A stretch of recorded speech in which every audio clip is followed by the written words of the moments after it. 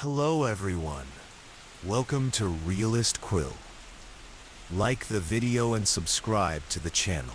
Also, where are you from and what time are you watching now? It was winter of 2018. I was 26 then, and I'm 33 now. During that time, I lived in a small apartment complex in Portland, Oregon. The building was relatively new, just 5 years old, and situated in a quiet neighborhood away from the bustle of downtown. My apartment was on the 4th floor, the highest in the building. I'd chosen it specifically for the view it offered of the city skyline. That night, I was staying up late, working on a freelance project that was due the next morning. Around 2 a.m., I decided to take a break and make myself some tea. The apartment was silent, except for the occasional hum of my refrigerator and the light patter of rain against my windows. I was waiting for the kettle to boil when I heard it. A knock at my door. Not a gentle, hesitant knock, but 3 loud, deliberate knocks. I froze, confused about who would be at my door at such an hour. My first thought was that it must be my neighbor, perhaps with some kind of emergency. I walked to the door and looked through the peephole. The hallway was dimly lit, but I could make out a figure standing there. It appeared to be a man in a dark coat, his head slightly bowed. I didn't recognize him as one of my neighbors. "Who is it?" I called out, my hand hovering over the doorknob. There was no response. I called out again. "Hello, who's there?" Still nothing. The figure remained motionless. I felt unease creeping in. Something didn't feel right. I decided to call the building's security guard, who patrolled the ground floor at night. I stepped away from the door to grab my phone from the kitchen counter.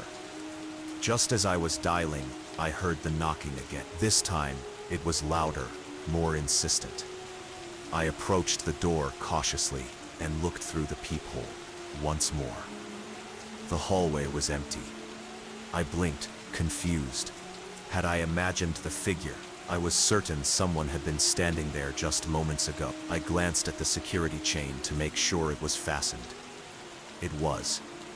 The security guard answered my call, and I explained the situation.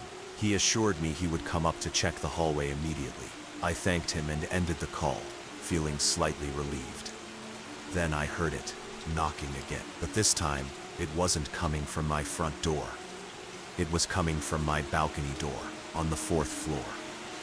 I felt my blood run cold. My balcony was inaccessible from any other apartment. There was no fire escape or ledge wide enough for someone to cross over. It was physically impossible for anyone to be out there. I stood frozen in my living room, staring at the curtained glass door that led to the balcony. The knocking continued, getting louder and more aggressive. I could see the curtains moving slightly with each knock. I backed away slowly until I bumped into the wall behind me. My mind was racing with thoughts of how I could escape. The only exit was the front door, but I was terrified of what might be waiting for me in the hallway. Then, the knockings. The silence that followed was almost worse than the sound. I remained pressed against the wall, afraid to move. Minutes passed, feeling like hours. Finally, I heard a knock at my front door again. But this time it was accompanied by a voice. "Security, is everything okay in there?" I rushed to the door, checked the peephole to confirm it was indeed the security guard. Then opened the door with shaking hands. The guard looked concerned as he took in my pale face and trembling form. "I checked the entire floor," he said. "There's no one here." I asked him to come in and check my balcony. He gave me a strange look but complied. We walked to the balcony door together, and he pulled back the curtain. The balcony was empty. He unlocked the door and stepped outside, checking every corner. "There's no one here," he said, "and no way anyone could have been out here." I moved to a friend's house that night and never returned to the apartment. I later learned from other tenants that the previous resident of my unit had jumped from that very balcony a year before I moved. No one had told me this when I signed the lease. Sometimes, especially on rainy nights, I still hear knocking in my dream. Summer of 2019. I was 27 years old. I'm 32 now. I had taken a job as a park ranger in a remote area of Olympic National Forest in Washington State. The job appealed to me because I needed time away from the city, from people, from the constant noise of modern life. After a bad breakup and losing my father to cancer in the same month, I craved solitude and the healing power of nature. My cabin was about an hour's hike from the nearest road, nestled in a valley surrounded by towering pines and firs. The isolation felt therapeutic at first.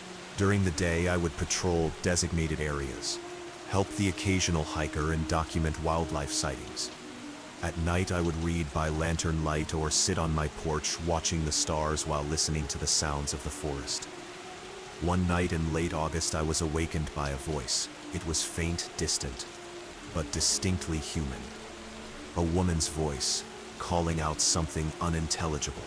I checked my watch, 3:17 a.m. Too dark and too late for hikers to be out. I grabbed my flashlight and radio, pulled on my boots, and stepped outside. The night was unusually still. No wind, no rustling leaves, no sounds of nocturnal animals. Just an eerie silence broken only by that voice, which seemed to be coming from the east. "Hello," I called out. "Park ranger here. Do you need help?" No response, just the same faint calling, neither getting closer nor further away. I radioed in to inform the main station I was investigating a possible lost hiker, though I received only static in return, not unusual given the terrain. I began walking toward the voice, my powerful flashlight cutting through the darkness between the trees. The voice seemed to stay at the same distance no matter how long I walked. After about 20 minutes, I realized I was heading into a part of the forest I wasn't familiar with. Checking my compass, I found I was still going east, deeper into the wilderness. The voice suddenly changed. It wasn't calling out anymore. It was singing, a soft, melancholy lullaby that I couldn't quite place. Something about it raised the hair on my arms despite the warm summer night. I should have turned back. Every instinct told me to return to my cabin. But what if someone was actually lost out there? It was my job to help. I continued forward, the singing growing slightly louder. As I approached a small clearing, the singing stopped. Complete silence fell again. I swept my flashlight across the open space, seeing nothing but underbrush and fallen logs. "Hello?" I called again. "I'm here to help. Where are you?" "Here," a voice whispered directly behind me. I spun around, my heart pounding. Nobody was there, just trees and darkness. "Please," the voice called, now somehow from across the clearing. "Help me." I turned again, my flashlight beam trembling now. Still nothing. "Who are you?" I demanded, fear making my voice sound harsh. "You know me," the voice replied, now sounding like it was coming from multiple directions at once. "You've always known me." Something about the voice suddenly seemed familiar, triggering a memory I couldn't quite grasp. I began backing away, intent on returning to my cabin. "Don't leave," the voice pleaded, taking on a tone that sent ice through my veins. It was my father's voice now. "Son, please don't leave me out here." I broke into a run, crashing through the underbrush, not caring about the branches whipping my face. Behind me, I heard laughter. My father's at first, then transforming into something inhuman, something ancient and malevolent.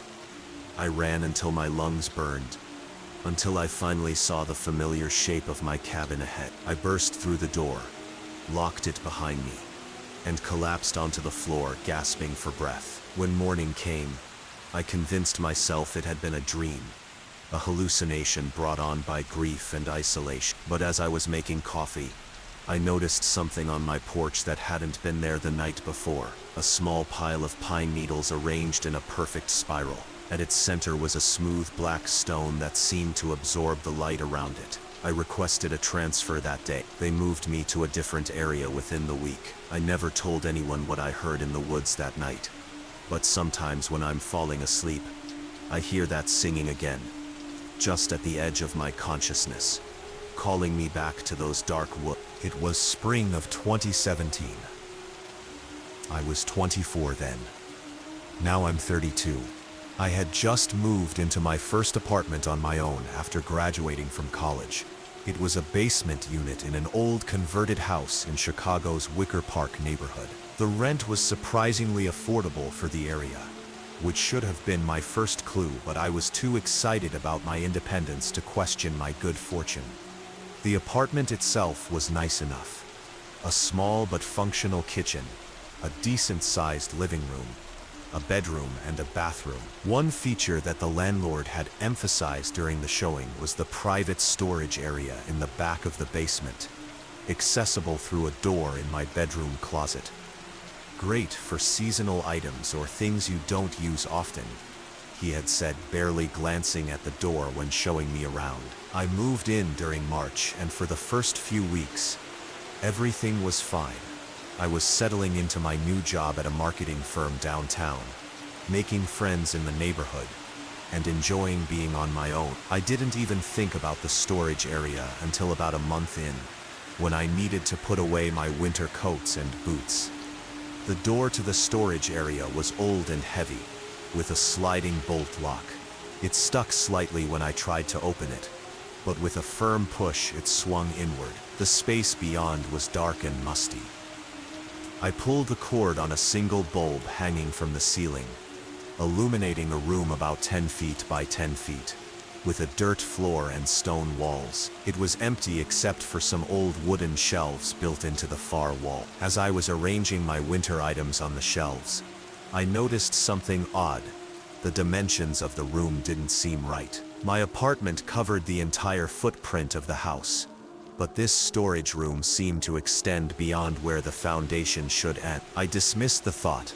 Old houses like this often had quirky layouts. That night I woke up around 3 a.m. to a scratching sound. It was faint but persistent, like something trying to dig through the wall. I told myself it was just mice, an unfortunate but common issue in old Chicago buildings. I made a mental note to tell my landlord and tried to go back to sleep. The next night, the scratching was louder, and it seemed to be coming from the storage area specifically. I got up, grabbed my phone for light, and cautiously opened the storage door. The scratching stopped immediately. I turned on the bulb and looked around, but saw nothing unusual. No signs of mice or any other pet. Over the next few days, the scratching continued, always starting around 3 a.m. and lasting for about an hour. I mentioned it to my landlord when I ran into him collecting mail.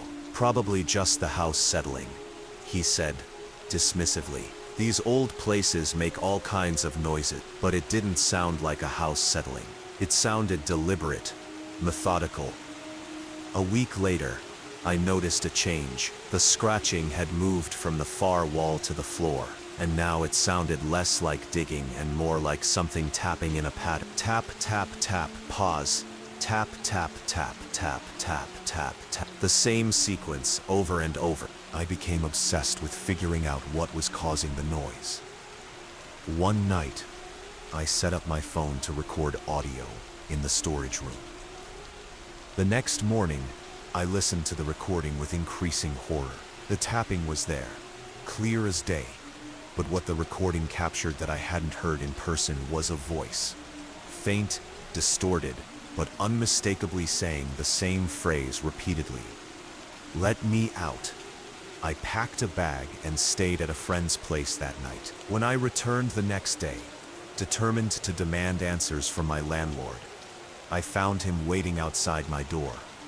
"How are you settling in?" he asked casually. But something in his expression seemed off. "Fine," I replied cautiously, "except for the noises in the storage room." His smile tightened. "I told you old houses make noises." "I recorded it," I said. "There's a voice." His face changed then, all pretense dropping away. "You've been going in there a lot?" "It's my storage space," I replied defensively. "No, actually, it's not," he said, his voice suddenly cold. "Your lease specifically says that area is off limits. Did you not read the fine print?" I hadn't. I admitted as much. "I need you to give me the key to your apartment," he said. "I'll come back tomorrow to discuss terminating your lease." That night, I packed everything I could into my car. Before leaving, curiosity drove me to take one last look at the storage room. The scratching had started earlier than usual, more frantic now. I stood before the door, hand on the bolt lock, heart pounding. I pulled the door open and immediately recoiled. The room had changed. The shelves were gone, and the dirt floor appeared to have been recently disturbed. In the center was a hole, about 2 feet wide, descending into darkness. And from that hole came a hand, pale, dirt-encrusted, reaching upward. I slammed the door shut, dragged my dresser in front of it, and fled the apartment. I drove to my parents' house in the suburbs, arriving at dawn, shaking and incoherent. 2 days later, I returned with my father to collect the rest of my belongings. A different landlord greeted us, explaining that the previous one had relocated suddenly. The storage room door was padlocked shut with a heavy-duty lock that hadn't been there before. The new landlord claimed to have no key for it. I sometimes drive by the old house. There's always a for rent sign in the window of the basement unit. It never stays occupied for long. It was summer of 2020. I was 29 years old then. I'm 34 now. I had been driving for hours, making my way from Denver to Salt Lake City. I'd chosen to take the scenic route through Wyoming rather than the more direct interstate. The landscape was breathtaking, rolling hills, vast open spaces, and barely another car in sight. But as beautiful as it was, the isolation was starting to get to me. I hadn't seen a town or gas station for over an hour, and my phone had lost service about 40 minutes back. As the sun began to set, painting the sky in brilliant oranges and pinks, I noticed my gas gauge dipping dangerously low. According to my map, thankfully I had a physical one. The next town was still about 30 miles away. I wasn't sure I would make it. That's when I saw her. A woman standing on the side of the road with her thumb out. She looked to be in her mid-30s, wearing jeans and a plain white t-shirt, despite the cooling evening air. Her long dark hair whipped around her face in the wind. I normally wouldn't pick up hitchhikers, especially while traveling alone, but something about her seemed unthreatening. Maybe it was the friendly smile she gave as I slowed down, or the fact that she was a woman alone in the middle of nowhere. Whatever it was, I found myself pulling over. "Thank you so much for stopping," she said as she climbed into the passenger seat. Her voice was soft with a slight accent I couldn't place. "I've been waiting for hours. Where are you headed?" I asked, pulling back onto the empty highway. "Just to the next town, Rawlins," she replied. "My car broke down about 10 miles back. No cell service out here." I nodded, explaining I was heading that way myself. We fell into easy conversation. Her name was Maria, she told me. She lived in Salt Lake City but had been visiting friends in Denver. She asked me about my job, my family, where I was from. Normal small talk that made the miles go by faster. As we talked, I noticed the temperature in the car dropping dramatically. It had been a warm summer day, but now my breath was almost visible. I turned up the heat, apologizing to Maria for the faulty AC. "It doesn't bother me," she said with a smile. "I don't feel the cold much anymore." Something about the way she said it made my skin prickle. As we approached a bend in the road, Maria suddenly tensed. "Be careful around this curve," she said, her voice tight. "It's dangerous." Sure enough, the bend was sharper than it appeared, the road narrowing unexpectedly. Had she not warned me, I might have taken it too fast. I slowed considerably, navigating the turn with care. "That was close," I murmured. "Thanks for the warning." "It's where it happened," she said quietly, staring out at the guardrail that separated the road from a steep drop. 5 years ago today." "Where what happened?" I asked, though a growing dread told me I already knew the answer. Maria didn't respond immediately. When she did, her voice had changed, becoming hollow and distant. "I was driving too fast. It was raining. I didn't see the curve until it was too late." A chill that had nothing to do with the car's temperature ran down my spine. I glanced over at her, but she was still staring out the window, her profile sharp against the darkening sky. "Do you believe in second chances?" she asked, suddenly, turning to face me. In the fading light, her face seemed different, paler with dark shadows under her eyes that hadn't been there before. Before I could answer, my car sputtered and died, the engine cutting out completely. I coasted to a stop on the shoulder, confused. The gas gauge showed I still had a quarter tank left. "Looks like you're out of gas," Maria said, though she couldn't have seen the gauge from where she sat. "That's impossible," I muttered, trying to restart the engine. "Nothing happened. It happens to everyone who stops for me," she continued in that same distant voice. "But don't worry, someone else will come along eventually. Someone always does." When I looked up from the ignition, the passenger seat was empty. The door hadn't opened. Maria had simply vanished. My hands shaking, I got out of the car and looked around.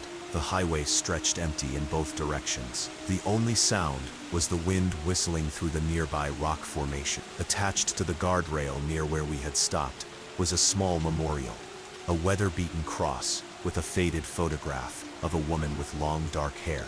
The name underneath was Maria Sandoval, and the date of death was exactly 5 years earlier. I waited there for 3 hours before another car came by.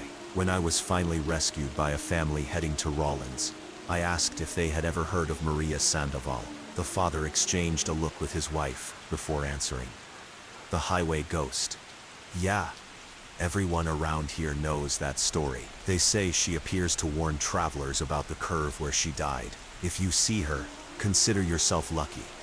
I didn't feel lucky. And to this day, whenever I drive on an isolated road, as the sun is setting, I keep my eyes straight ahead, afraid of who might be standing on the shoulder with their thumb out. It was spring of 2016. I was 25 years old then, and I'm 34 now. I had just moved into a new apartment in Boston.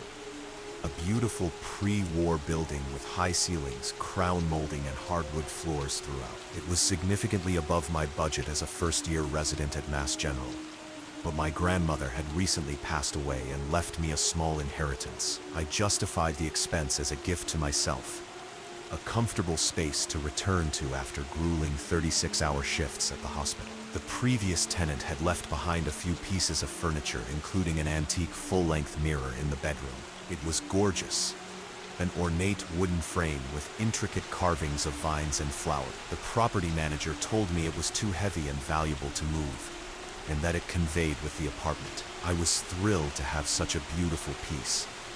My first few weeks in the apartment were uneventful. I was working so much that I barely had time to settle in, often coming home just to shower and sleep before heading back to the hospital. But gradually, as I adjusted to my new routine, I started to notice something odd about the mirror. It sounds cliché, I know, but I began to feel like my reflection wasn't quite synchronized with my movements. Nothing dramatic, just a slight delay, as if my reflection was a fraction of a second behind me. I chalked it up to exhaustion and the plays of light in the old apartment. Then one night, after a particularly difficult shift where we lost a young patient, I came home emotionally drained. I stood in front of the mirror, looking at my tired face, the dark circles under my eye. I raised my hand to touch my cheek, and that's when I saw it. My reflection didn't raise its hand. It just stood there, staring at me with an expression I can only describe as curious. I jerked back, blinking hard. When I looked again, my reflection was normal, mimicking my movements exactly as it should. I convinced myself it was just exhaustion, maybe even a brief hallucination from being awake for so long. I decided to take a hot shower and go straight to bed. The next morning, I avoided looking at the mirror as I got ready for work, but as the days passed and nothing unusual happened, I began to relax. Maybe it really had been just my imagination. About a week later, I invited a colleague from the hospital over for dinner, Alex, another resident who had been particularly supportive during my difficult first months. As we were finishing our meal, Alex asked to use the bathroom. A few minutes later, they emerged looking puzzled. "That mirror in your bedroom," Alex said. "Where did you get it?" I explained that it had come with the apartment. "It's beautiful," Alex continued, "but there's something off about it. When I walked past, I could have sworn my reflection turned to watch me, like my body kept moving, but the reflection's head turned to follow me. A chill ran down my spine, so it wasn't just me. After Alex left, I went to examine the mirror more closely. The craftsmanship was even more impressive up close. The detail in the carvings was remarkable. As I ran my fingers along the frame, I felt something engraved on the back. Turning the mirror slightly, I found a name and date carved into the wood. Eleanor Blackwood.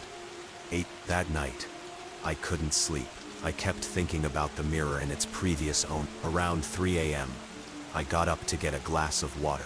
As I passed the bedroom, I glanced in and froze. In the moonlight streaming through the window, I could clearly see that the mirror was not reflecting the room accurately. Instead of showing my empty bedroom, it displayed a room with different furniture, antique pieces that matched the mirror's era. I approached slowly, my heart pounding. As I got closer, a figure appeared in the mirror, a woman in a high-necked nightgown, her hair in a loose braid over her shoulder. She looked directly at me, with sunken eyes and a gaunt face. I stopped breathing. She raised her hand and pressed it against the glass from her side. Without thinking, I raised my own hand toward the mirror. Just before our hands would have touched through the glass, her expression changed from one of sadness to one of menace. Her mouth stretched into an unnatural grin, and she lunged toward the glass. I stumbled backward, falling onto my bed. When I looked up, the mirror showed only my normal reflection, wide-eyed and terrified. The next day, I called the property manager and asked about the mirror's history. At first, he was reluctant to talk, but eventually admitted that the previous tenant had complained about it, claiming to see people from the past in it. The tenant before that had broken their lease suddenly, leaving most of their belongings behind. I did my own research on Eleanor Blackwood. She had been a wealthy socialite in late 19th century Boston, who had fallen into disgrace after being accused of murdering her husband. She maintained her innocence until her death in the asylum where she had been committed. According to one account, she had owned a mirror that she refused to be separated from, claiming it showed her the truth. That weekend, I covered the mirror with a sheet. I intended to ask the property manager to remove it, but each time I tried to make the call, I found myself putting the phone down.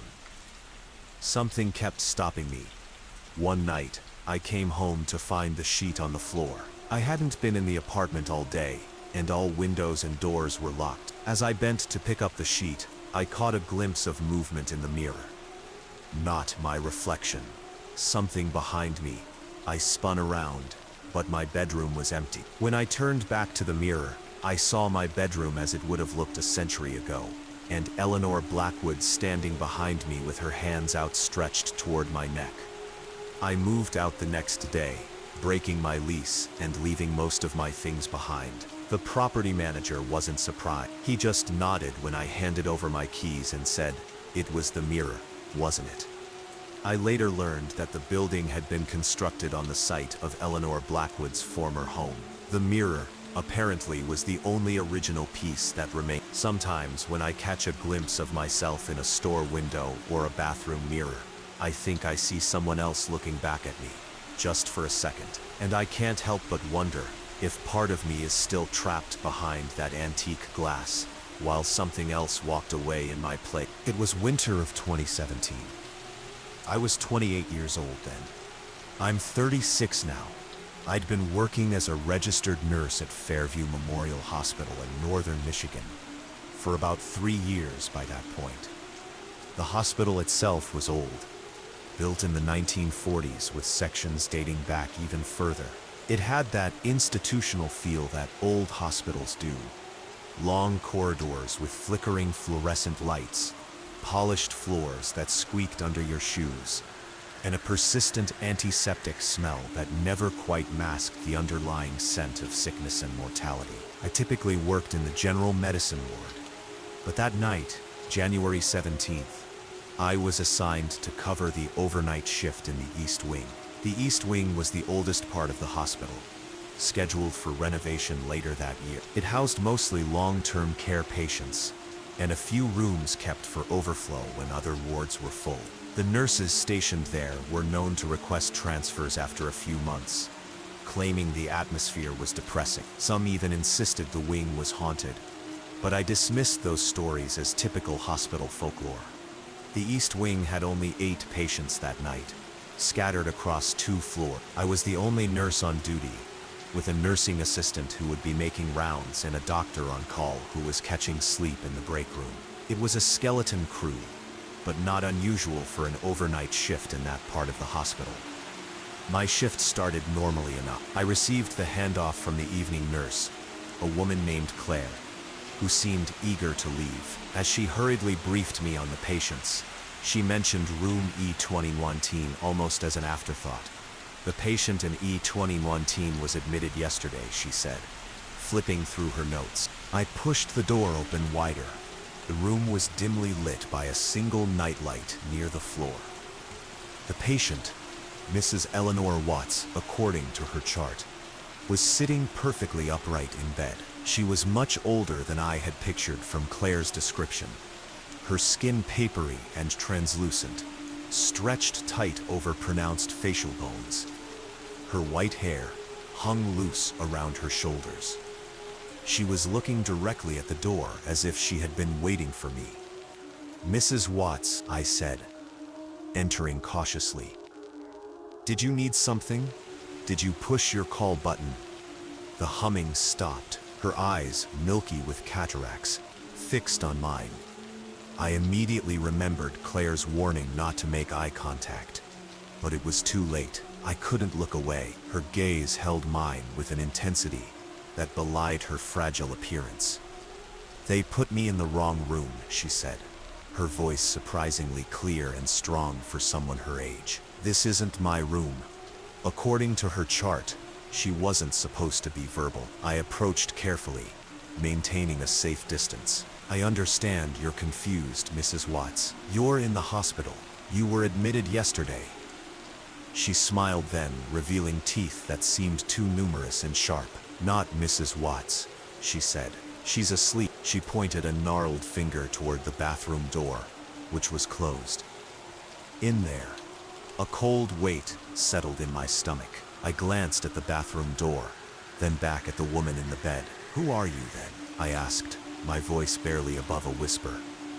I worked here, she replied. A long time ago, this was my floor. Her smile widened. They called me Nurse Fletcher. I took care of the difficult patients, the ones no one else wanted.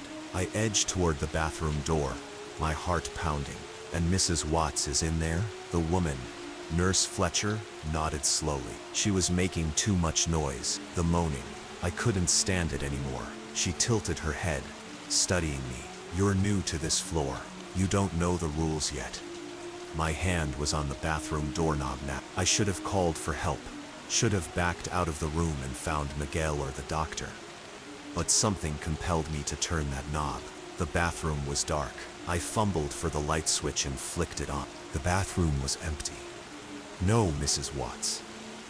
Just a standard hospital bathroom with a toilet, sink, and grab bars. I let out a breath I hadn't realized I was holding and turned back to the room. The bed was empty. I froze, scanning the room. The woman was gone. There was nowhere she could have gone. I had been blocking the only exit.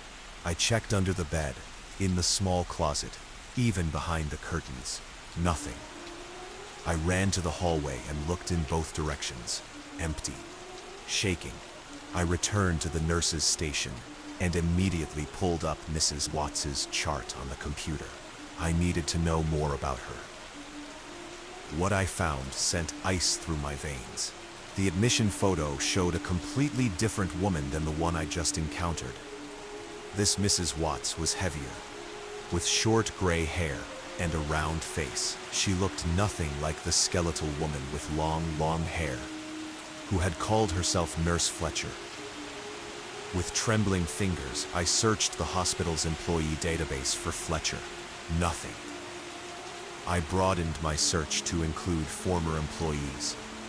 Going back decades, finally, I found her. Sarah Fletcher, head nurse of the East Wing from 1952 to 1969. Her employment had been terminated following an investigation into patient deaths. The article was vague, but reading between the lines, it appeared several patients under her care had died unexpectedly. Her staff photo showed a stern-faced woman in her 50s, with sharp features and her hair pulled back severely. There was a coldness in her eyes that seemed familiar. At the bottom of the article was a small notation: Sarah Fletcher was found deceased in room E219 on January 7th. Cause of death: suicide by overdose of hospital medications. January 17th, today's date. The realization hit me like a physical blow. I stood up so quickly my chair rolled back and hit the wall.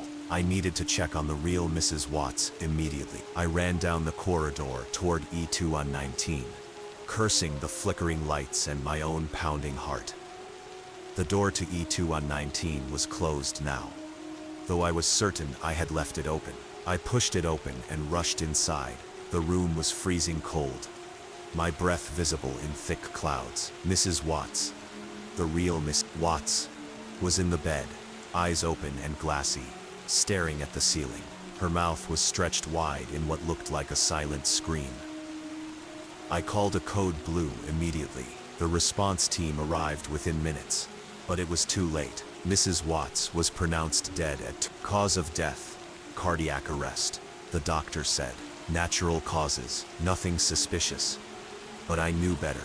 As they were wheeling her body out, I noticed something clutched in her rigid hand. I carefully extracted it. A nurse's cap, yellowed with age, with the name Fletcher embroidered inside in faded thread. I quit my job at Fairview the next day. Before I left, I checked the admission records for the East Wing going back several years. What I found confirmed my worst fear. Every year on January 17th, a patient in room E219 had died between 2 a.m. and 2:30 a.m. The causes varied: heart attacks, strokes, respiratory failure.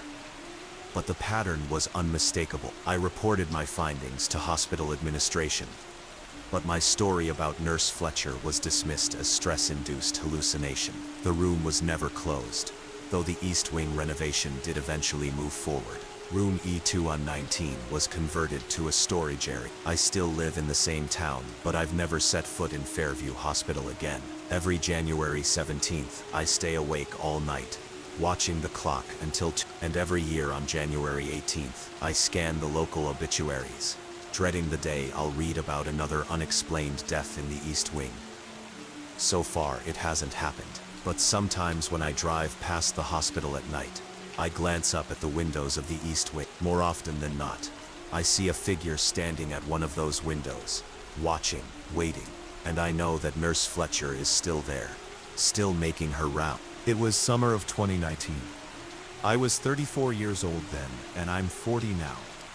My wife Lisa and I had decided to take our 2 kids, Emma, 10, and Noah, 8, on a camping trip to get away from technology and reconnect as a family.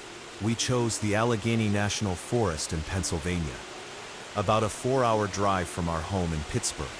I had camped there as a child with my own parents, and remembered it fondly. Dense woods, beautiful hiking trails, and a sense of isolation that was rare to find these days. We arrived at the ranger station mid-afternoon on a Friday. The ranger who checked us in, a weathered man in his 60s named Frank, seemed hesitant when we told him we planned to camp in the eastern section of the forest. That area doesn't get many visitors, he said, his fingers tapping nervously on the counter. The trails aren't maintained as well. Might be better for a family with young kids to stick to the western campsite. But I was set on showing my family the spot where my father had taken me camping all those years ago. A beautiful clearing near a small lake, perfect for swimming and fishing. After some back and forth, Frank reluctantly gave us the permit. Just stay on the marked trails, he cautioned, circling an area on our map. And whatever you do, avoid this region entirely. The circled area was about 2 miles east of our intended campsite. Old mining territory, unstable ground, We thanked him and headed out, excited for our adventure. The drive to the trailhead took another hour, winding through increasingly dense forest. By the time we parked and shouldered our packs, it was nearly 5 p.m. We needed to reach our campsite before dark. The hike started pleasantly enough. The trail was overgrown but still visible, and the kids were in good spirits, pointing out interesting plants and bugs along the way. About an hour in, however, I realized we should have reached the fork that would lead us to the lake. According to my map, we had somehow veered off course. Let's head more north, I told Lisa, consulting the map. We must have missed a turn back there. As we adjusted our course, I noticed the forest growing quieter. The birds had stopped singing, and even the constant buzz of insects had faded. The air felt heavier, almost oppressive. Lisa noticed it too. I could tell by the way her eyes darted around, her hand reaching for Noah's shoulder protectively. "Dad, I'm hungry," Emma complained, breaking the strange silence, "and my feet hurt." We decided to take a short break. As Lisa distributed snacks, I climbed a small rise to get a better view of our surroundings. From the higher vantage point, I spotted what looked like a clearing about a half-mile ahead. Not the lake I'd been aiming for, but a place to camp nonetheless. "There's a clearing not far," I announced, returning to my family. "We can set up there for the night and find the lake tomorrow."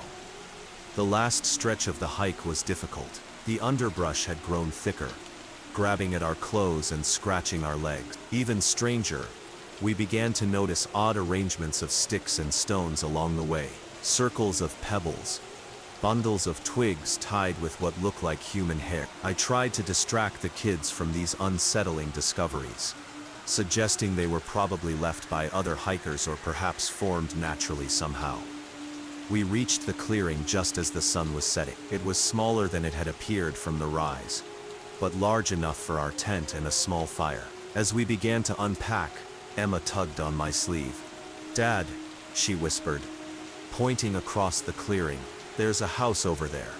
I looked where she was pointing and felt my heart skip. Partially hidden by the trees on the far side of the clearing stood a cabin. It was old and decrepit, its log walls dark with age and rot. The roof partially collapsed. It looked like it had been abandoned for decades. "Must be an old ranger station or hunting cabin," I said, trying to sound casual. I didn't remember any structures in this part of the forest from my childhood trips. "Let's stay away from it, though. It doesn't look safe." As Lisa and I set up the tent, I kept glancing at the cabin. Something about it felt wrong. It seemed to be watching us, as absurd as that sounds. The empty window frames like hollow eyes, the sagging door slightly ajar like a mouth frozen mid-speech. We finished setting up camp and prepared a simple dinner over our portable stove. The kids were exhausted from the hike, their earlier enthusiasm dampened by fatigue and, I suspected, the oppressive atmosphere of this place. As darkness fell completely, we lit a small campfire and tried to lighten the mood with stories and s'mores. That's when we heard it, a soft, melodic humming coming from the direction of the cabin.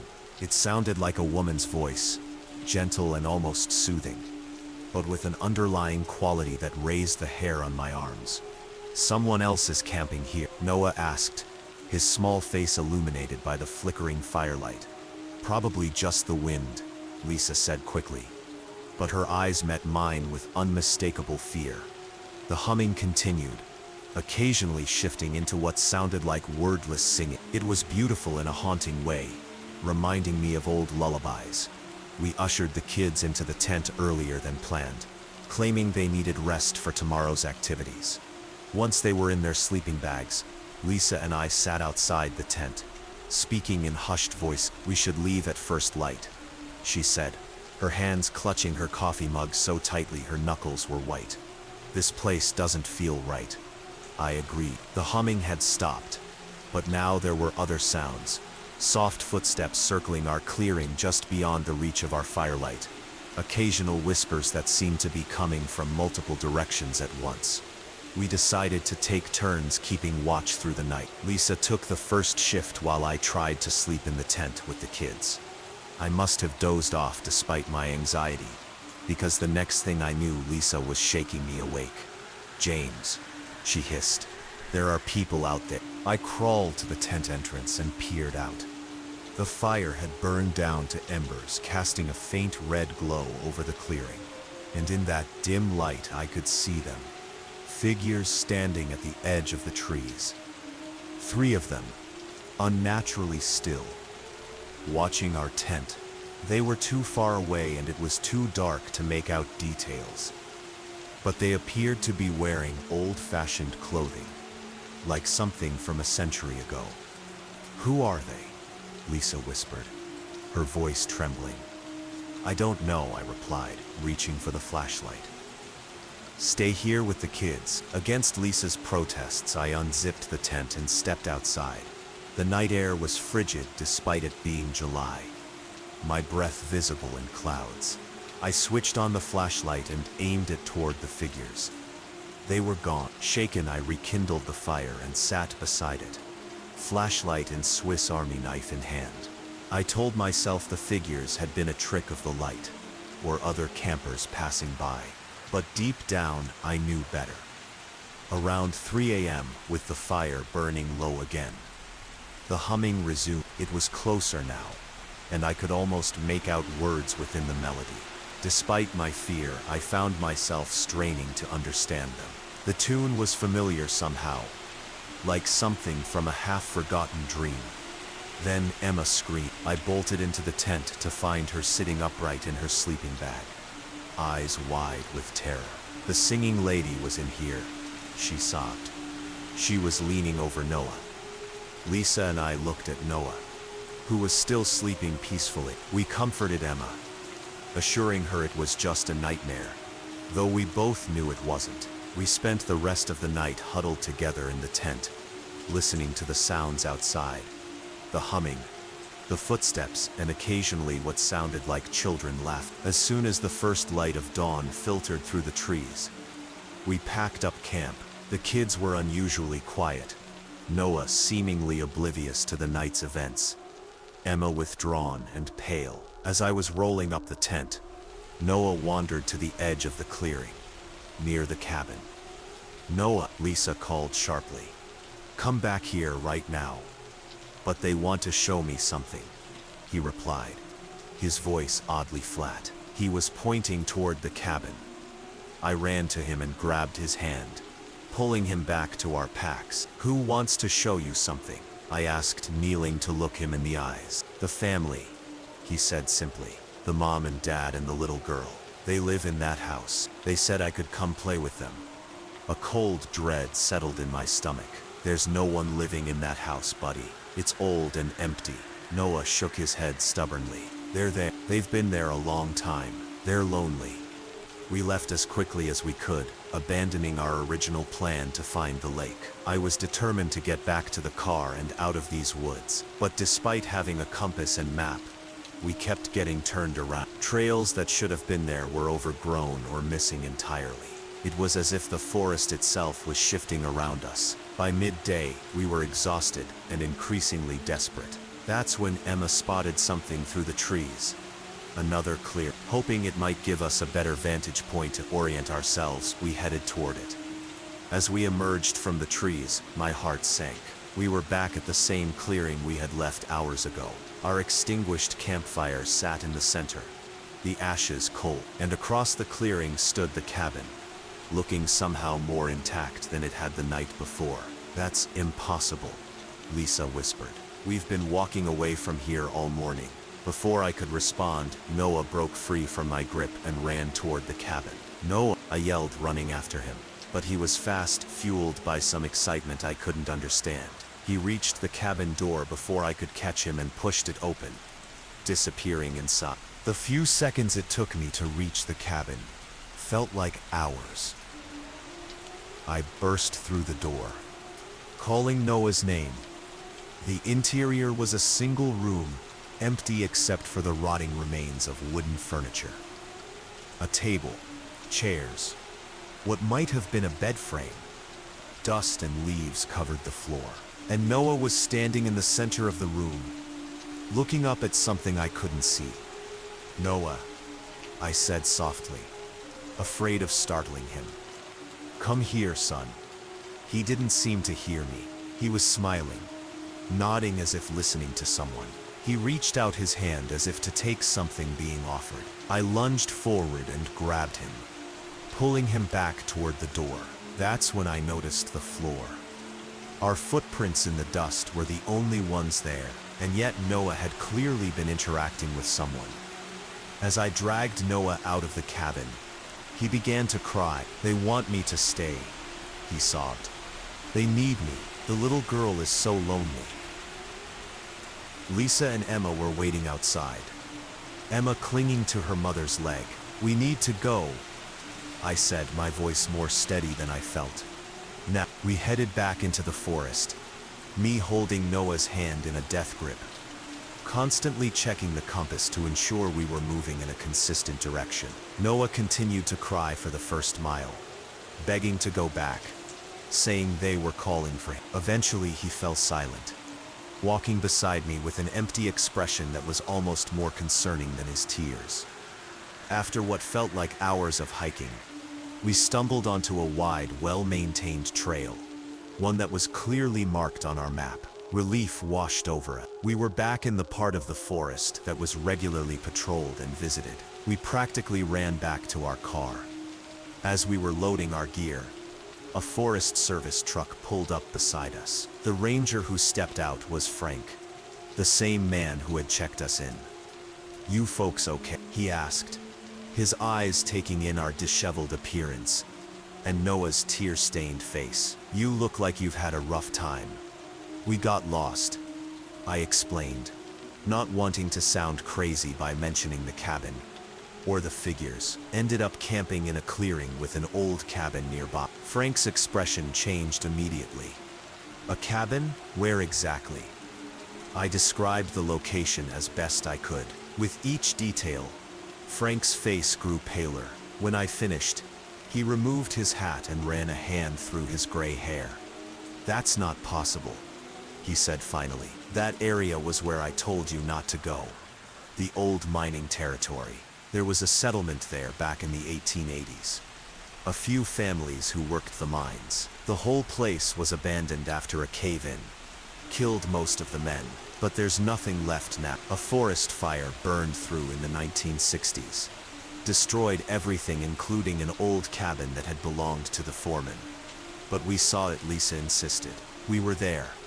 Frank looked at her for a long moment, then at Noah, who was sitting in the car staring blankly out the window. "Did you hear singing?" he asked quietly. "A woman singing?" I nodded, a chill running through me despite the summer heat. "The story goes," Frank continued, his voice so low we had to lean in to hear him, "that the foreman's wife went mad after the cave-in. Her husband and 2 sons died. She was left alone with her daughter. They say she used to wander the woods singing, looking for her lost men. One winter they were both found frozen to death in that cabin." He paused, looking uncomfortable. "Folks around here say that they're still looking for a family to replace what they lost." "The girl wanted Noah to stay," Emma piped up suddenly. "I heard her telling him. She said he could be her brother." Frank looked at Emma with surprise, then reached into his truck and pulled out a battered ledger. He flipped through it until he found what he was looking for, then showed us a page with a faded photograph. It showed a stern-looking man with a woman and 3 children, 2 boys and a girl. "This is the only known picture of the Miller family," he said. "John Miller was the foreman, his wife Hannah and their 3 children, Samuel, James and Abigail." My blood ran cold as I stared at the photograph. The older boy, Samuel, looked strikingly like Noah. We thanked Frank for the information and left immediately, driving straight back to Pittsburgh without stopping. That night, safely home, Noah developed a high fever. He was delirious, calling out for Abby and saying he needed to go home to the woods. The fever broke by morning, and he had no memory of the cabin or the voices. We never went camping again. Noah is 12 now, and sometimes I catch him humming a tune I don't recognize. a haunting melody that raises the hair on my arms. When I ask him where he learned it, he always shrugs and says he doesn't know. He's just always known it somehow. Last month, I found him looking at a map of the Allegheny National Forest, his finger tracing the area Frank had circled, the area we were supposed to avoid. When I asked what he was doing, he looked up at me with an expression that wasn't quite his own and said, "I promised her I'd come back someday." I threw the map away, but I know it's only a matter of time. Abigail is patient. She's been waiting for her brother for over a century. She can wait a little longer. It was winter of 2021. I was 26 years old then. I'm 30 now. I had just moved to Seattle for a job at a tech startup. The housing market was brutal, but I lucked out and found a decent one-bedroom apartment in an older building in Capitol Hill. The rent was surprisingly affordable for the area, which should have been my first warning sign. The Blackwood was a 6-story brick building from the 1920s with an ornate lobby that had seen better days and a temperamental elevator that groaned ominously between floors. My apartment was on the 3rd floor, at the end of a long hallway with faded carpeting.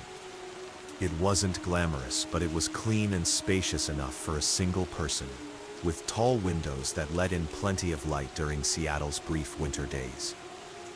I moved in on a rainy January afternoon. The building manager, a tired-looking woman named Mrs. Chen, handed me the keys with little ceremony. As she was leaving, she paused at my door.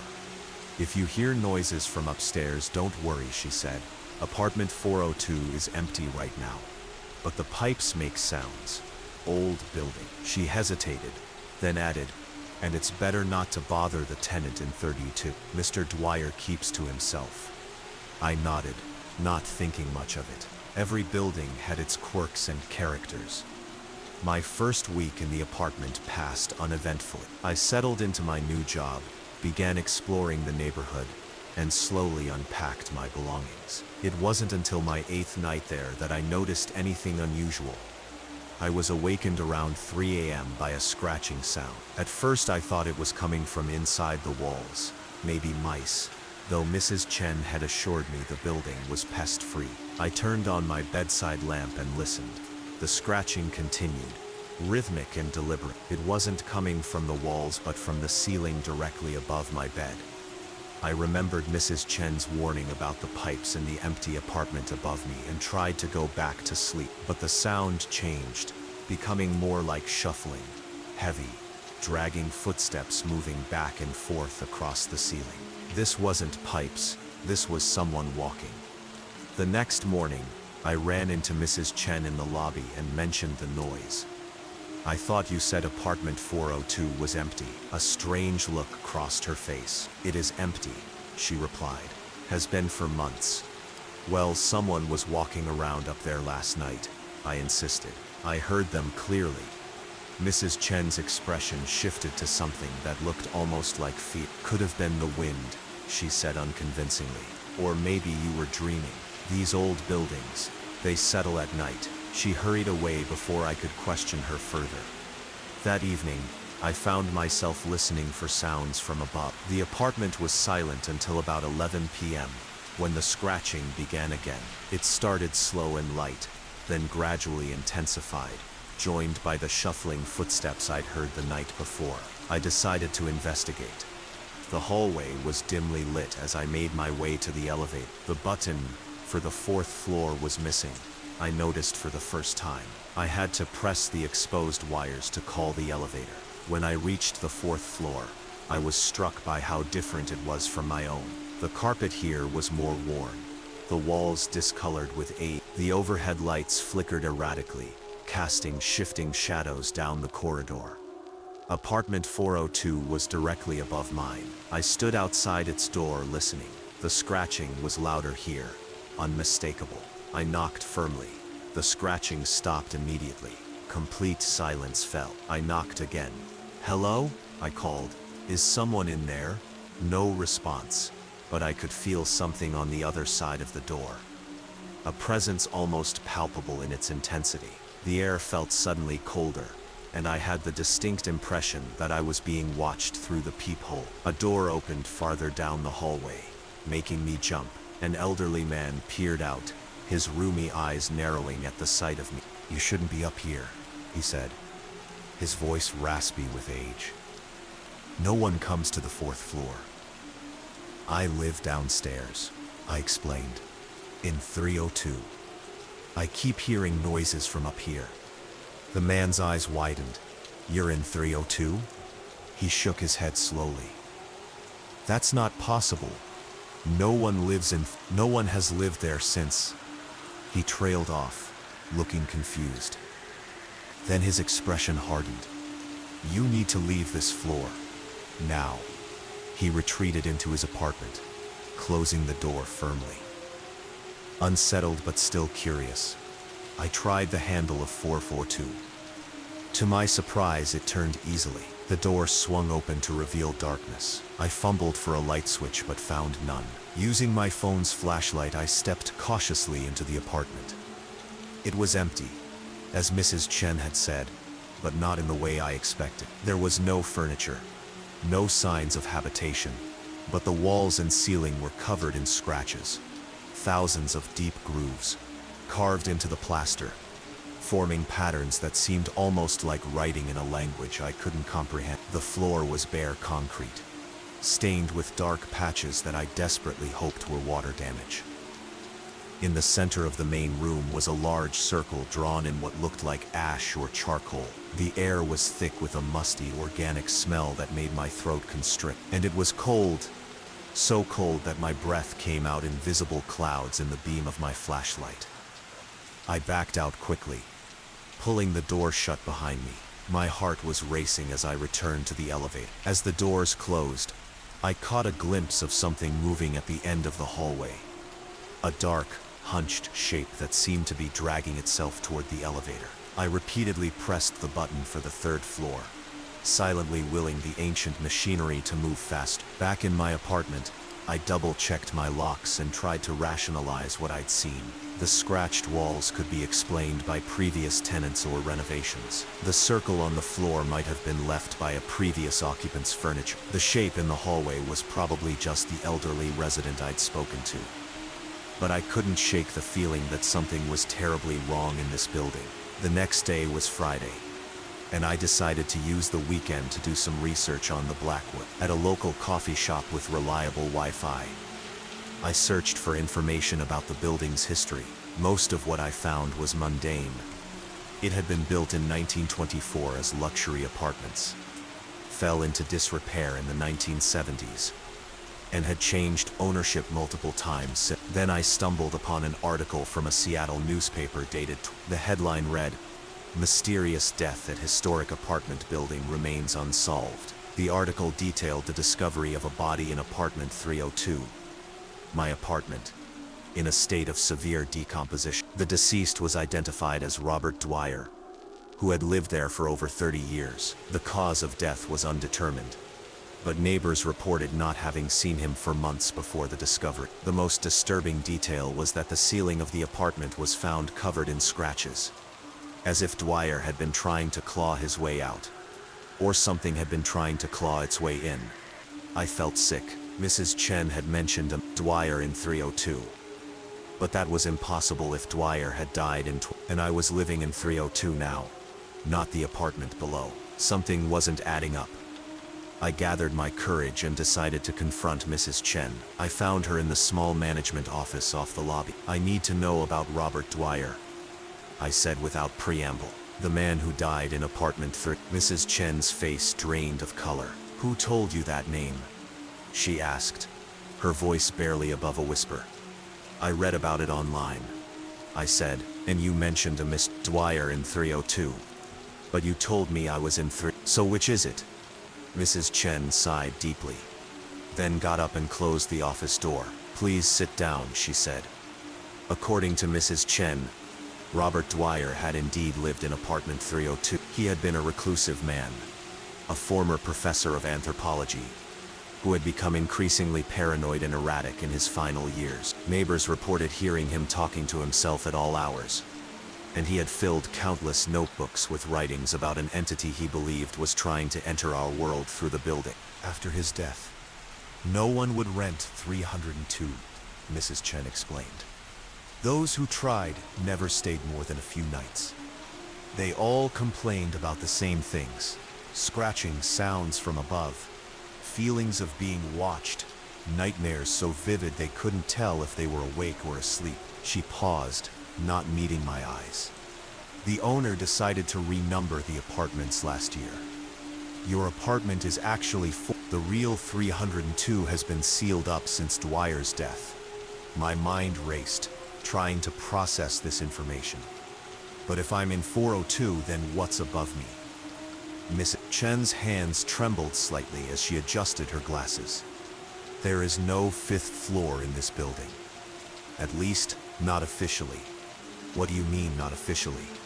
The Blackwood was built with peculiar specifications, she said carefully.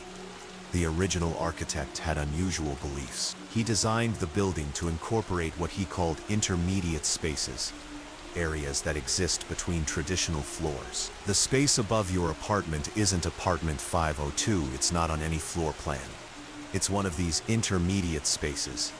That's not physically possible, I argued. And yet, she replied, you heard something up there, didn't you? I thought back to the scratching, the shuffling footsteps. So what is it? What's making those noises? Mrs. Chen's expression became guarded. Mr. Dwyer had theories. He believed that the intermediate spaces housed entities that weren't entirely of our world. In his notebooks, he wrote about a being he called the Tenant that moved between these spaces, occasionally trying to enter our reality fully. You're saying the building is haunted? I asked incredulously. Not haunted. That implies ghosts, human spirits. Whatever is in this building has never been human. She glanced nervously at the ceiling.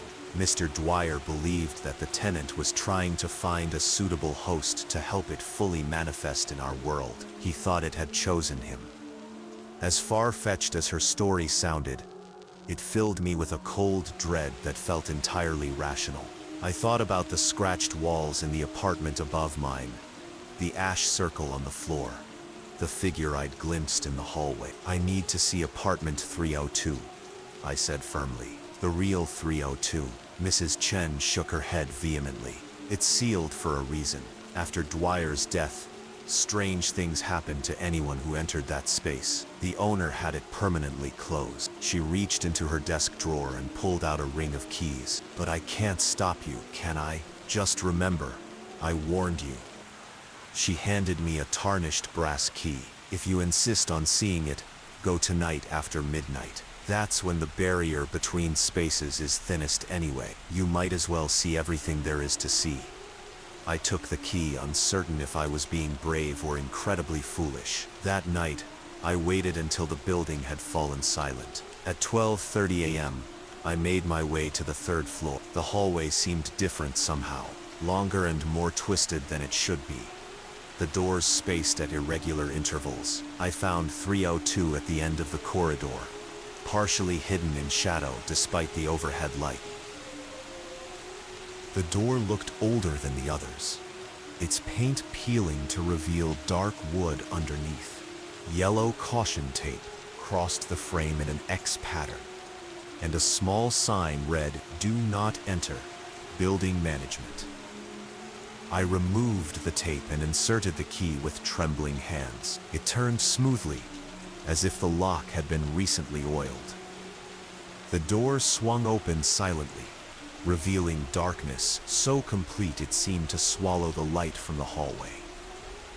I stepped inside, using my phone's flashlight to illuminate the space. The apartment had the same layout as mine, but that was where the similarities ended. The walls were entirely covered in writing, dense, cramped script that filled every inch of available space. Equations, diagrams, strange symbols, and what appeared to be the same phrase repeated thousands of times. It comes from between.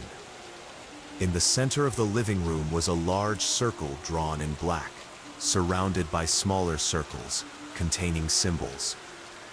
I didn't recognize. The furniture was minimal, a desk overflowing with notebooks, a mattress on the floor covered in stained sheets, and bookshelves packed with ancient-looking tomes. The ceiling drew my attention immediately.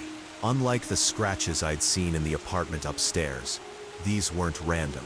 They formed a massive, intricate pattern that spread across the entire ceiling, a spiral that seemed to converge directly above the black circle on the floor. I approached the desk and picked up one of the notebooks. Robert Dwyer's handwriting grew increasingly erratic as the pages progressed. The early entries were scholarly, discussing theoretical physics and obscure mystical traditions. Later pages devolved into frantic ramblings.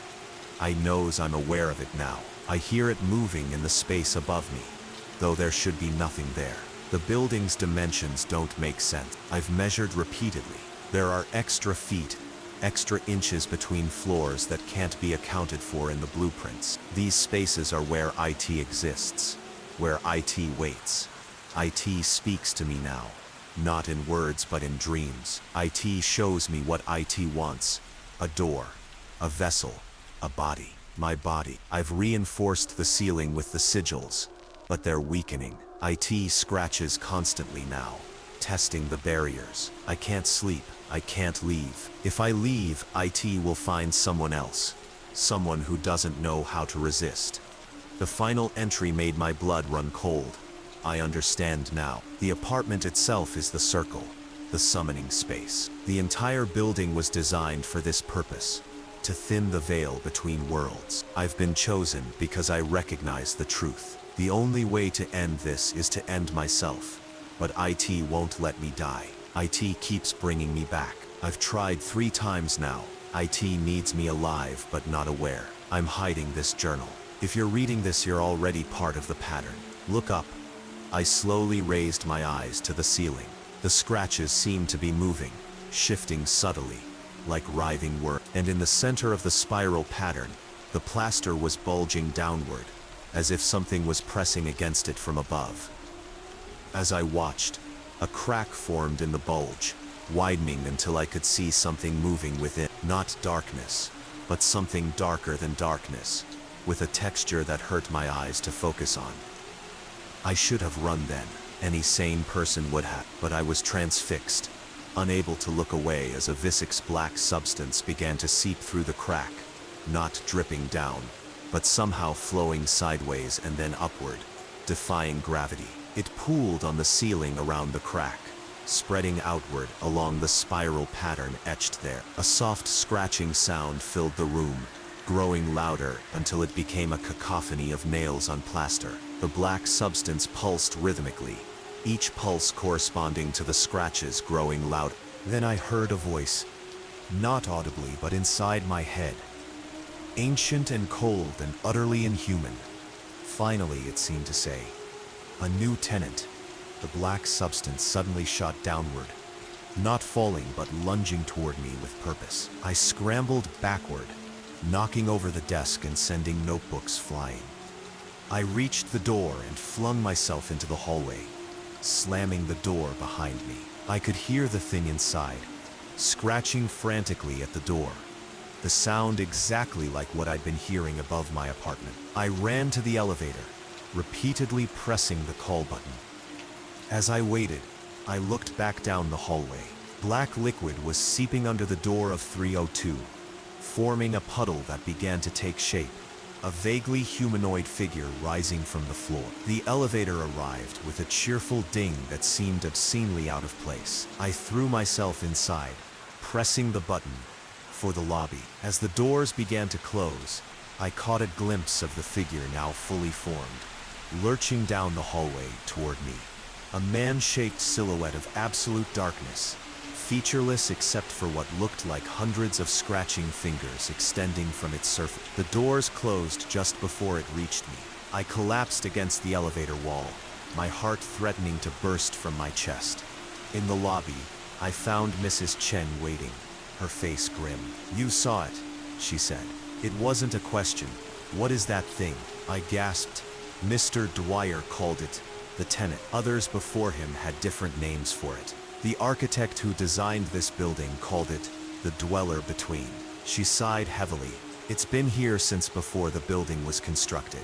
That's why this location was chosen. I need to move out, I said. Tonight. Miss Chen nodded solemnly. Many have, but it doesn't matter. What do you mean? Haven't you noticed? This building doesn't appear on any map of Seattle. The address doesn't exist in any official record.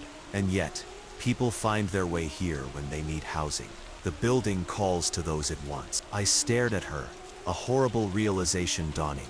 You knew, you put me in 402 on purpose.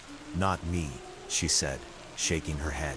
I'm just another tenant. I've been here for 60 years, though I don't look it, do I? In the dim lobby light, her skin suddenly appeared waxy, unnatural. The building needs caretakers, and the tenant needs attention. I backed away from her, toward the front entrance. I'm leaving, now. Of course, she said calmly. The door is always open to those who wish to leave. But remember what Mr. Dwyer wrote in his final entry. My blood ran cold. How did she know what I had just read? You're already part of the pattern, she quoted. The tenant has tasted your awareness now. It knows you understand. Wherever you go, you'll hear the scratching. First on the ceiling, then the walls, then inside your own head. I turned and ran, not stopping until I was several blocks away from the Blackwood. I checked into a hotel for the night, planning to collect my belongings with friends in daylight. But that night in the hotel, as I was drifting off to sleep, I heard it, soft at first, then increasingly insistent. Scratching, coming from the ceiling above my bed. It's been 4 years now. I've moved 6 times across 3 different states. Each time the scratching finds me soon. In my current apartment, it started the very first night. I've learned to live with it, with the constant awareness of something moving in the space above me, even when I'm on the top floor of a building. Sometimes in my dreams, I see apartment 302, with its spiral scratched ceiling. In these dreams, I'm not alone. Robert Dwyer is there, and others too. All of us trapped in that room, while something seeps through from between the floors, between the world we know and whatever lies beyond it. And lately, I've found myself writing on my wall. Just small notes at first, reminders and observations. But the writing is spreading, growing denser, creeping toward the ceiling. I understand now why Dwyer couldn't leave. It's not that the tenant won't let you go. It's that once you know about the spaces in between, you become one of them, neither fully here nor there, caught in the pattern that was set long before the Blackwood was built. The scratching is directly above me now.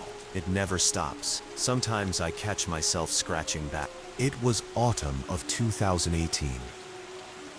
I was 32 years old then. I'm 39 now. My wife Claire and I had just purchased our first house, a charming Victorian in a small Massachusetts town called Millfield. We'd been city dwellers all our adult lives, but with our daughter Lily turning 5 and another baby on the way, we wanted more space and a quieter environment. The house was perfect on paper. 4 bedrooms, a spacious yard, walking distance to good schools, and remarkably affordable for a property of its size and character. Built in 1887, it had been owned by only 3 families before us. Most recently, an elderly couple who had lived there for nearly 50 years before passing away within months of each other. It's a loving house, our real estate agent had told us. The kind of place where people put down roots and stay. We moved in on a crisp October day, the maple trees in the yard ablaze with red and gold leaves. The previous owner's children had already cleared out most belongings, but the house wasn't entirely empty. They'd left some furniture they thought might suit the period home better than modern pieces. A mahogany dining table, several ornate chairs, an antique writing desk. In the basement were boxes of old books and photographs they hadn't decided what to do with yet. No rush, the son had told us when handing over the keys. My parents loved this house. Take your time getting to know it. Something in his tone seemed odd, almost apologetic, but we were too excited about our new home to dwell on it. The first few weeks were busy with unpacking and settling in. Claire was 5 months pregnant and tired easily, so I handled most of the physical work while she focused on organizing and making the space ours. Lily adapted quickly.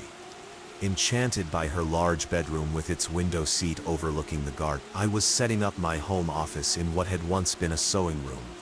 When I first noticed the door, it was on the second floor, at the end of the hallway past the master bedroom. A small, narrow door painted a deep red that stood out against the otherwise muted colors of the hallway. It was locked, with no key in sight. Did the agent mention another room up here? I asked Claire that evening. She shook her head. The listing said 4 bedrooms, 2 bathrooms, office, and attic space. We've seen all of those. What door are you talking about? I led her to the hallway and pointed. She looked confused. There's nothing there, Mark, she said gently. Just the wall. I stared at the space where the red door had been clearly visible earlier. Now there was only wallpaper. A continuous pattern unbroken by any door. I must be more tired than I thought, I muttered, rubbing my eyes. Claire squeezed my shoulder sympathetically and suggested I get some rest. That night, I dreamed of standing in the upstairs hallway, watching as the wallpaper seemed to split and peel away, revealing the red door underneath. In the dream, I had a key in my hand, old and brass, heavy with significance. I inserted it into the lock and turned it, hearing the mechanism click. As the door began to swing open, I woke with a start. The next day, while Claire was at a prenatal appointment and Lily at her new preschool, I decided to go through some of the boxes in the basement left by the previous owners. Most contained what you'd expect: old photo albums, outdated clothing, holiday decoration. But in one corner, partially hidden behind the water heater, I found a smaller box that seemed newer than the others. Inside were newspaper clippings dating back to the 1920s, all related to the house or its occupant. Most were mundane. Announcements of social gatherings, a wedding held in the garden, an award won by the owner's son. But one headline from 1934 caught my attention. Local child still missing after 3 weeks. The article detailed the disappearance of 6-year-old Thomas Warren, son of the house's second owners. According to the report, Thomas had been playing in his room while his mother prepared dinner. When she called him, he didn't respond. A search of the house and grounds yielded nothing. The boy had seemingly vanished without a trace. Subsequent articles documented the increasingly desperate search, the parents' pleas for information, and eventually, the case going cold. The final clipping was from 1936. A small notice that the Warren family was selling the house and moving to Chicago to begin anew following their tragic loss. At the bottom of the box was a faded photograph of a serious-looking boy, about Lily's age, standing in front of a door, a red door. I felt a chill run through me as I recognized it as the same door I had seen in the upstairs hallway, the one Claire insisted wasn't there. On the back of the photo, someone had written Thomas, age 6, 1934. And below that, in different handwriting, do not open the red door. That evening, after Lily was asleep, I showed Claire the newspaper clippings and the photograph. She examined them carefully, her brow furrowed. This is definitely our house, she said, pointing to details in the background of the photo. But Mark, I've never seen this red door. We've been through every inch of this place. I know what I saw, I insisted. It was there yesterday, plain as day. Then it wasn't. Claire looked worried. You've been working too hard with the move, and not sleeping well. Maybe I'm not imagining things, I interrupted, more sharply than I intended. There's something strange about this house, about that door. Claire sighed, resting her hand on her swollen belly. Even if there is some hidden room we haven't found, what are you suggesting? That it had something to do with this poor boy's disappearance almost a century ago? I didn't have an answer. It sounded absurd when she put it that way. That night, I woke to the sound of Lily's voice. She was standing in our bedroom doorway, clutching her stuffed rabbit. "Daddy, there's a boy in my room," she whispered. "He wants to play, but he's sad. Half asleep, I got up and followed her back to her room. Of course, there was no boy there. Just shadows cast by the night light. See, nothing to be afraid of, I assured her, tucking her back into bed. He's not scary, Lily insisted. He's lonely. He says he lives in the red room, but he can't get out. My blood ran cold. What red room, Lily? Did you see a red door? She nodded sleepily. At the end of the hall, the boy says it. It appears when someone needs to find it. Her eyes drifted shut. His name is Tommy. He wants to go home. I spent the rest of the night sitting in the hallway, staring at the blank wall where I'd seen the door. It didn't reappear, but I couldn't shake the feeling that something was there, just out of sight, waiting. Over the next few days, Lily continued to mention Tommy, describing games they played and conversations they had. Claire was concerned but not alarmed.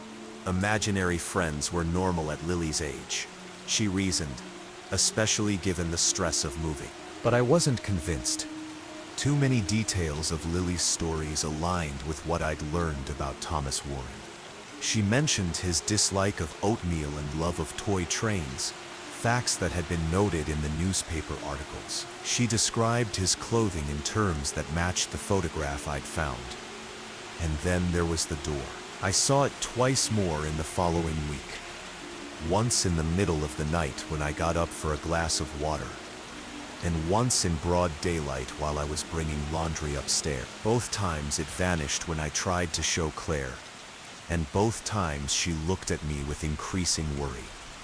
I became obsessed with learning more about the house and Thomas Warren. I visited the local historical society, pored over old town records, and even tracked down a distant relative of the Warren family living in a neighboring town. Eleanor Warren was in her 80s.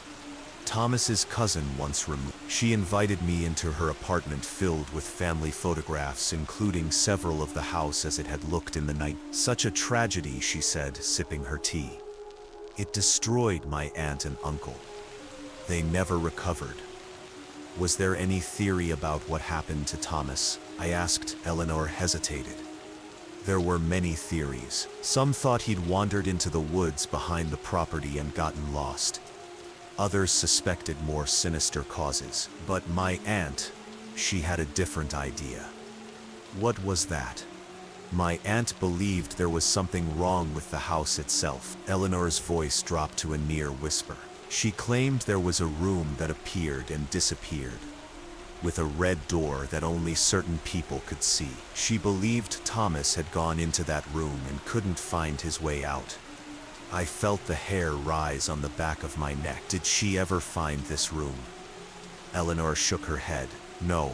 By the time Thomas disappeared, she could no longer see the door. But Thomas had mentioned it to her many times.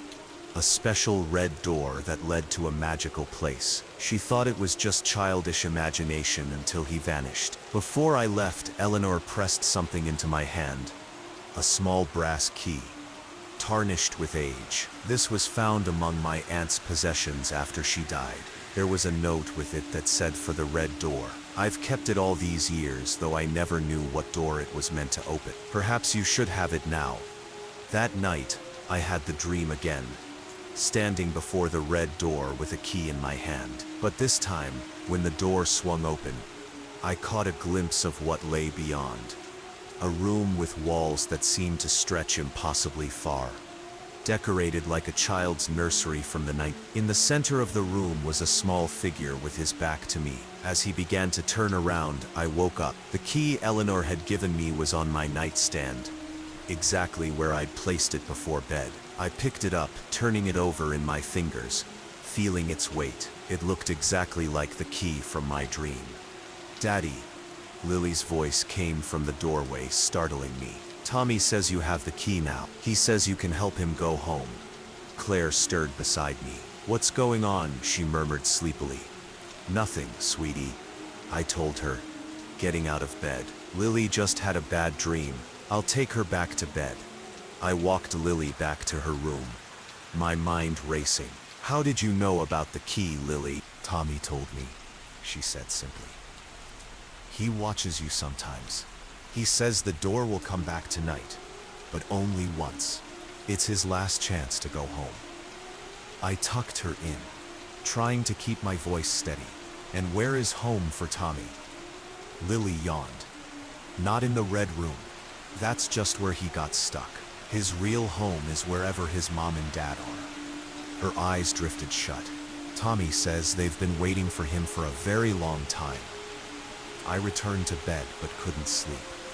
Claire was worried about my growing obsession with the Warren boy and the red door. She'd suggested I talk to someone, maybe get some sleep medication. I couldn't blame her. From her perspective, I was becoming increasingly fixated on a non-existent door and a connection between our daughter's imaginary friend and a long-missing child. Around 3 a.m., I gave up on sleep and went downstairs to make some tea. As I passed the living room, I noticed Lily standing at the foot of the stairs, looking up. "Lily, what are you doing up, sweetheart?" She didn't respond, continuing to stare upward. I followed her gaze. At the top of the stairs, clearly visible even in the dim light, was the red door. "You can see it," I whispered. Lily nodded. "Tommy says it's time. He needs your help, Daddy." Heart pounding, I took Lily's hand and led her back to her room. "Stay here, okay? I'm going to go check on that door." "You need the key," she reminded me solemnly. I retrieved the brass key from my nightstand, careful not to wake Claire, then made my way to the top of the stairs. The red door was still there, small and unassuming, except for its vivid color. It seemed to pulse slightly, as if breathing. For a moment, I hesitated, wondering if I was in the midst of some elaborate hallucination. Then I remembered the photograph, Eleanor's story, and all the strange occurrences since we'd moved in. Whatever was happening was real, at least on some level. I inserted the key into the lock. It fit perfectly. With a deep breath, I turned it. Hearing the mechanism click, the door swung open without a sound, revealing a room bathed in soft golden light. It was just as I'd seen in my dream. A child's bedroom from another era, with wooden toys, a small bed with iron railings, and vintage wallpaper. But the room seemed to extend far beyond what should have been physically possible. Its far walls lost in a strange shifting mist, and there, in the center of the room, stood a small boy, with dark hair and solemn eyes. Thomas Warren, exactly as he appeared in the photograph. "You came," he said, his voice echoing oddly in the impossible space. "I wasn't sure if you would." "I came," I replied, my own voice sounding distant and strange. "Lily said you needed help going home." Thomas nodded. "I've been lost for so long. This room, it doesn't follow the rules of your house. Time is different here. Space is different." He gestured to the mist. "Sometimes I can see other places through the fog. Other rooms, other houses, other children. But I can never reach them, and I can never find my way back." "How did you get here?" I asked. "The door appeared to me one day when I was playing. I was curious." His expression turned sad. "Once I came in, the door disappeared. It only comes back sometimes, when someone new can see it. Someone like you. And Lily can see it too." Thomas nodded. "Children can see it more easily. But she didn't have the key." He looked at the door, still standing open behind me. "You need to close it now, or it will disappear again with both of us inside." I stepped back, one hand on the doorknob, the other extended toward Thomas. "Then come with me. Come out of this room." Thomas hesitated. "I've tried before, with others who found the door. I can never cross the threshold. Something holds me back." "Then what can I do? How can I help you go home?" Thomas's eyes filled with tears. "My parents, are they still waiting for me?" I thought of the articles, of Eleanor's story. "They looked for you for a very long time. They never forgot you. And now they're wherever people go when they're no longer here." "Then that's where I need to go," Thomas said firmly. "Not here. Trapped between. Not in your world, where I don't belong anymore. I need to go where they are." "How?" I asked, desperately wanting to help this child who had been lost for so long. The key, Thomas said. It doesn't just open the door from your side. It can lock it from mine. He held out his hand. If you give me the key, I can lock the door after you leave. The room will seal forever. And then, maybe, I can find my way to where my parents are waiting. I looked down at the brass key in my hand, then back at Thomas. If I give you this key, I'll never see the red door again. Thomas shook his head. No one will. The passage will close for good. His eyes were pleading. Please. I've been alone for so long.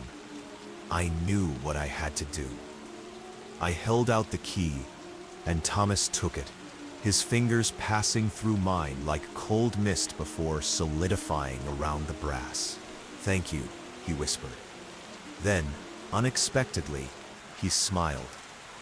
A normal child's smile, full of hope. Your daughter will be safe now.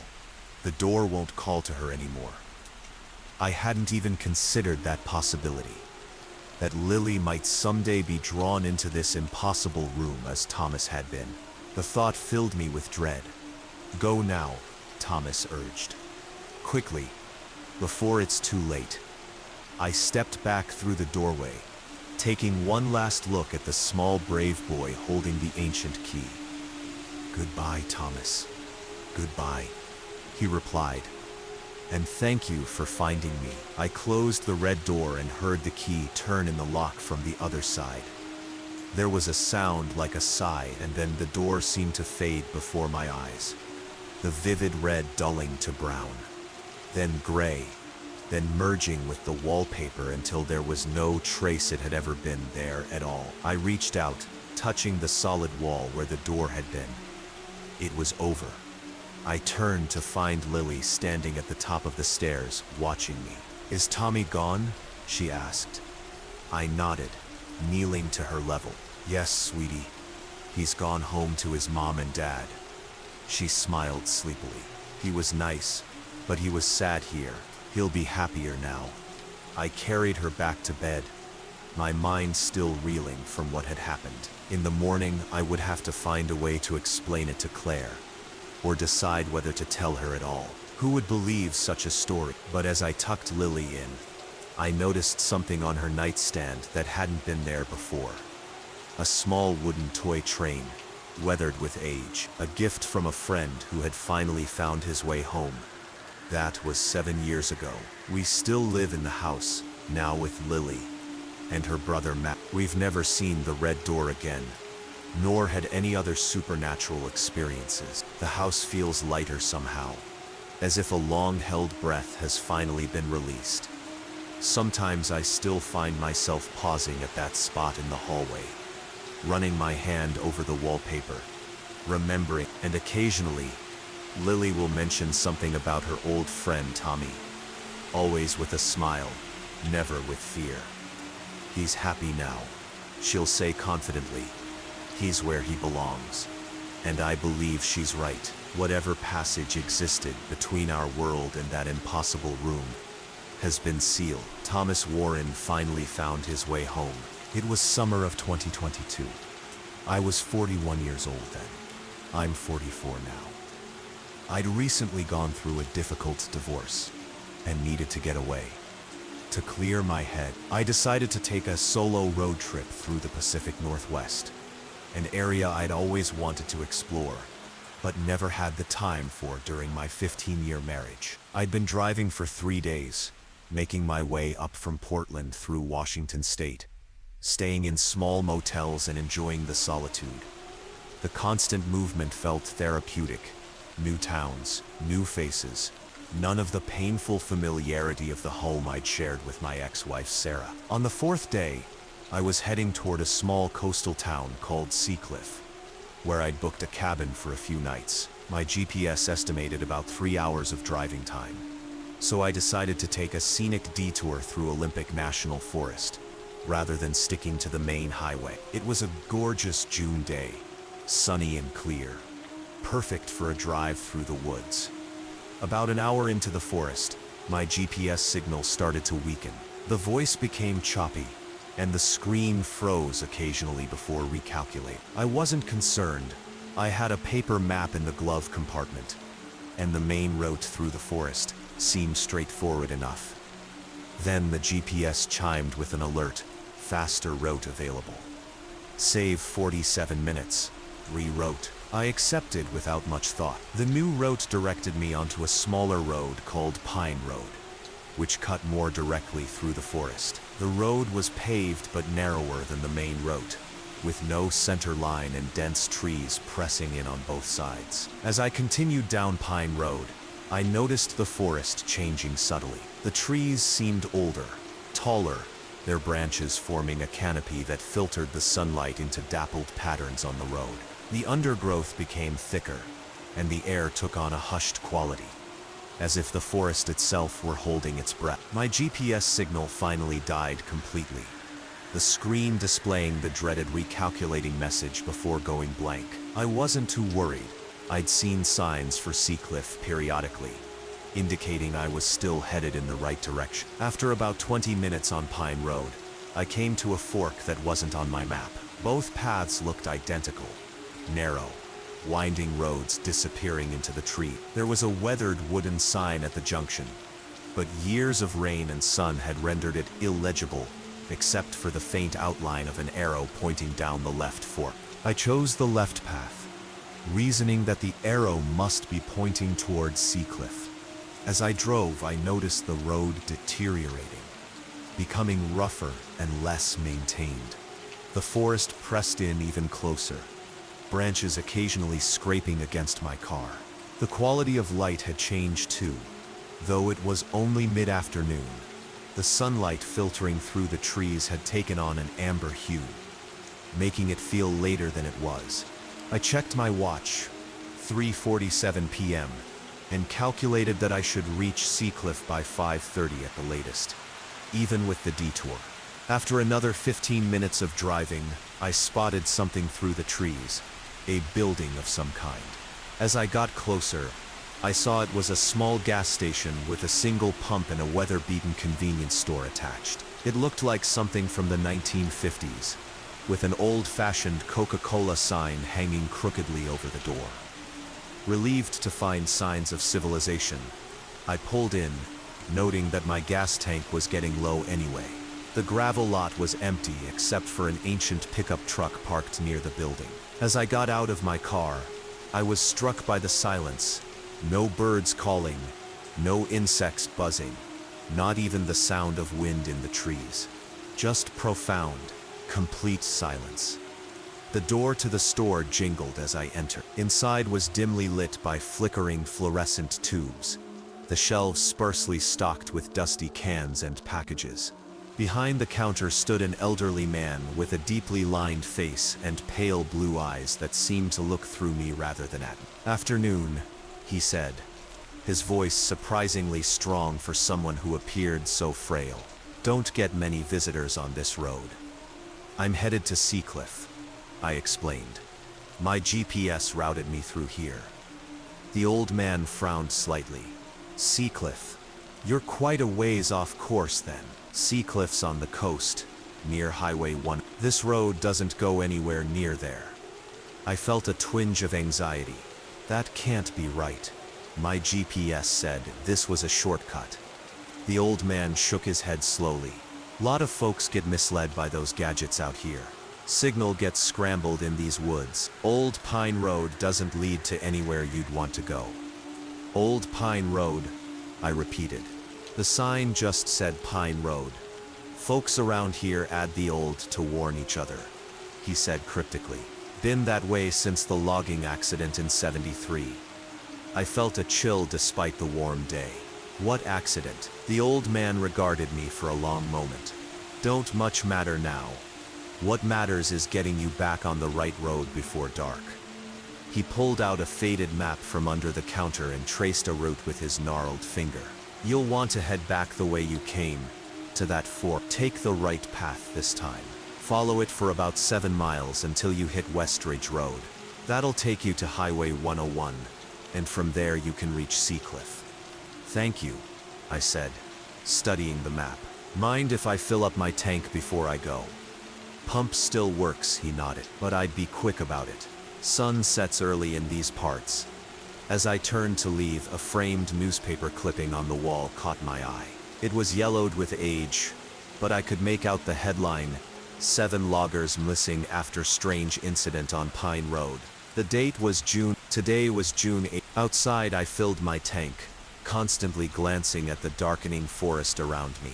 The silence remained unbroken except for the mechanical clicking of the pump. When I went back inside to pay, the old man was staring out the window. $42, he said without looking at the register. As I handed him the money, I couldn't resist asking, "That accident in '73, what really happened?" He took the bills slowly. Some say it was equipment failure. Some say the men got lost. Some say the forest decided it had given enough. His pale eyes met mine. What I know is that every year on this day, folks report seeing things on Old Pine Road, shapes moving between the trees, lights where no lights should be, sounds that ain't natural. "You believe those stories?" I asked, trying to keep my voice steady. "Don't matter what I believe," he replied. "Just matters that you get on the right road before the sun dips below the trees." I thanked him again and hurried back to my car. The sunlight had grown dimmer, the amber hue deepening to a burnt orange. My watch read 4:23 p.m. Plenty of time to get back to the main road before dark. As I drove away, I glanced in my rearview mirror. The gas station was already obscured by trees. But for a moment, I thought I saw the old man standing in the middle of the road, watching me leave. I retraced my route, driving faster than was wise on the rough road. When I reached the fork, I took the right path as instructed. This road seemed slightly better maintained, though still narrow and winding. I checked my watch again. 4:47 p.m. After about 15 minutes, I noticed the forest was changing again. The trees were younger here, less densely packed. I began to relax slightly, thinking I must be nearing the edge of the woods. Then my engine sputtered.